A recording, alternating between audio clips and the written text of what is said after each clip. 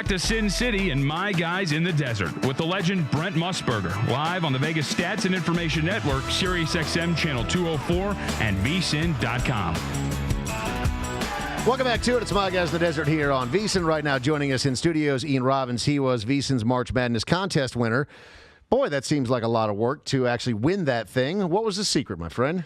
Yeah, it's just picking every game against the spread. It's never easy. Something you gotta mix upsets, you got to mix underdogs, those small level schools, but really read the lines and try to tell you what the point spreads tell you about the teams and what the point spread tells you about how people are betting the games, and try to work with that and take every round, take it new, and just try to pick with a fresh slate every round. Yeah, you always hear different bettors talking about their strategies and how they're going into it. How much of it was looking at the numbers and going, all right, it's all about analytics? How much of it was just gut and feel? I say like half and half. Yeah.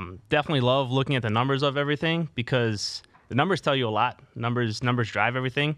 Numbers tell you how people are betting. And with something like the March Madness, like the tournament, you see so many people betting on underdogs, 12 seeds, 11 seeds, and you just want to say, okay, you got 6-11 game. I remember the Loyola-Miami game was almost an even spread, but calling an upset. But really, Loyola was the better team. They went to the Final Four, and even money showed it really wasn't an upset. Well, congratulations, Ian, and welcome to the VSiN studio here at the South Point. So I was going to, you're from Chicago. Yeah, I'm from Chicago. So was there a little bit of sentimental aspect to your son with Loyola? Did you have them a lot? Did you have them going as far as they did? I had them going to the Elite Eight. I didn't grow up in Chicago. I'm a Florida Gator, so I had them. But you live I live in Chicago now, so I was definitely feeling the Loyola fever. They had a great season. They actually beat Florida early in the year that year, so I watched them play there. With Wichita leaving the conference, they really dominated that conference. Had a good run. I had them going to Elite Eight this year, and I always like having one of those mid-major teams go deep. They usually play pretty strong, and they've gotten better and better the last couple of years. You always see a team like that pop out. Is that your favorite sport, college basketball? I'd say football. College football is probably my favorite sport. Love college sports, though. College football, college basketball. Nothing beats that for me. How dare him? How dare him say that? Loyola was great, by the way, because Amal Shaw and I talked about this early in the season. That was a school that we had focused on for some reason early. I mean, they played good defense, and they didn't make a lot of mistakes in – I don't know how you would, but we made a lot of money on them before the tournament. That's how good that school was, and it was kind of cool. And then to watch that story was awesome. And then, of course, you start to root for them. What's the definition of insanity? Doing the same thing over and over again and getting a different result? So when it comes to your betting and you have your system, do you stick to it, or are you willing to make adjustments? It's expecting a different result. If you is that what it is? A different result, that's sanity, I think. Yeah. Expecting. Yeah. I think you have to learn from every bet that you make, everything that you do, you have to learn. And products like VSiN, now that listening to you guys talk about it, makes me and other people who are just doing this for recreation learn so much more. And I love learning what the numbers tell me. I love learning a past result. What did it mean? Was it a good handicap? Yeah. Was it a good game? Did something break wrong? Was it a bad beat? Was it something that or was it just something that you did wrong? And look at it. You have to do that, or else you're going to do the same thing over and over and over. And that's why these sports books are around, and not very many people can beat it. But with all the information out, with all the great products that you put out, as VSiN does, and so much information, it's just how you take it in, what you take from it, what you learn from it, and how you can move forward and grow as a bettor, as a handicapper. And I feel like the last couple of years, from when I started to what I do now, my knowledge has just grown.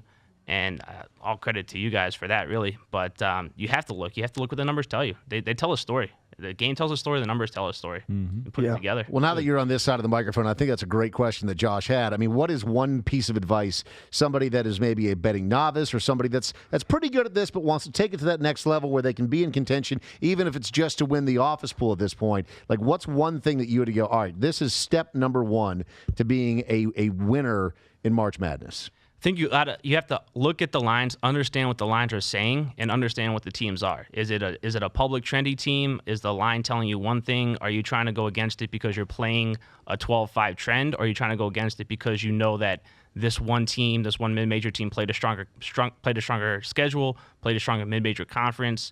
You have to look at kind of what they did that year, what their roster looks like going in, how they're stacked up. Or would they be someone who would be a bubble talk team if they hadn't won a conference tournament? Are they someone who is it a major school that really struggled, that they just got in based on name brand? Look at that. Look at what the spreads tell you. Not all spreads are made equal. A 20-point spread with UNC, a 20-point spread with Virginia. Those are very different numbers. UNC scoring 100 points a game. Virginia scoring 50 points a game. You got to understand what over-unders tell you. Everything is different. Take every game independently. Look at every game from a clean eye and see if you could find something that pops out to you. Yeah, listen, if you want to be good at this is the time that you're going to, you have to put this kind of quality time in. You have to understand it. Does your boss get mad at you that you put so much time in? Because you obviously studied. This isn't a joke. Wait a second. What? First of all, what do you do? I'm a high school math teacher, so numbers are my life. I see what some of the. All right, homework today is. So it's part of the curriculum, is what it is. Hey, students, I have this idea for an assignment for all of you. Go fill out these brackets. All right. It's all statistics, numbers, odds. It all works together. There you go. Three field goals squared is 9, right? All right. Learn how to count with blackjack. What does 110 versus 100 mean? So have you started already studying college basketball? October 15th, when I was in college at Florida, October 15th was always that Midnight Madness day, and right around the corner. So I started looking a little bit, seeing who's coming back, seeing who. Well, a lot of freshmen really make an impact now. Seeing what mid-majors have a lot of returning players who try to get some edge with some of the mid-major programs and some of those smaller conferences. And I think that work will start going in the next week or so before when the preseason starts unrolling. And end of October, really beginning of November, season starts underway. You mentioned that you're a big fan of college football as well. We got some fun games this weekend. Taking a look at this slate, do you have any favorite bets so far for this weekend that you've really zeroed in on? Well, taking a look at one game, Duke is playing Georgia Tech. Duke is off a bye, so they're playing the option team off a bye, which shows advantage. You get that extra week to prepare, and they've also played Army this year, so they already saw an option team this year. So I think them going on the road, getting 2.5 points, I believe the spread was out. Yep. And 2.5 to 3. It's bouncing a little bit back. I think you get a little bit of value there. They've seen the option before. They have an extra week to prepare for the option, and I think you can see them play it well with some playing the option team well with a little bit extra time. The other game, I think you look at LSU Georgia. You look at those two teams. I know the spread is going to be one of the high marquee games. SEC road, SEC Georgia going on the road. SEC. Offenses have been doing well against lesser teams, but once you get in that conference play, once you get in these hard-hitting games, this is really the first big test for Georgia. You might see some lower-scoring games. Totals at Georgia favored by 7.5 right now. Georgia favored at 7.5. I think they can cover that spread, but I think more looking at the total. I don't think you'll see a lot of points in that game. I think 51. Yeah, 51 is I think you look under for that. Defenses coming through. Georgia's mean defense. LSU's good defense coming back home. I think not a lot of points scored in that game. Quick advice on that. So you watch Georgia Tech 66-31 and 63-17. They've dominated their last two games. Now all of a sudden they got Duke only laying 2.5. To the common person, it's like, oh my God. I mean, so what do you see differently? I think, and you said those numbers, they're only laying 2.5. So what does that tell you? That's what goes through our head. What does that say? So what do the line tell you? It's like, oh, they should be. They're at home. They should be laying a lot more points.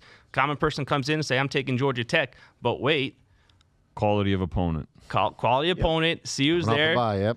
Vinny knows the sports books and the casinos are around a lot more. They want you. The numbers say, wait. The numbers that make you pause, those are usually the ones that you want to be on the other side of. Are you saying Vinny's got some miles on him? Is that what you're saying over there? I think Vinny knows that his house is a lot nicer than ours in here. Ian, is this your first time doing the radio thing? It is. You killed it, man. Great job, buddy. Thanks for hanging out with us. Well done. Final question. Isn't Vinny a lot more handsome in person? Oh, it's the best. the Yeah, best, right? absolutely. I love this gig. It's My Guys in the Desert. I'm on VSiN. We'll be right back from Las Vegas.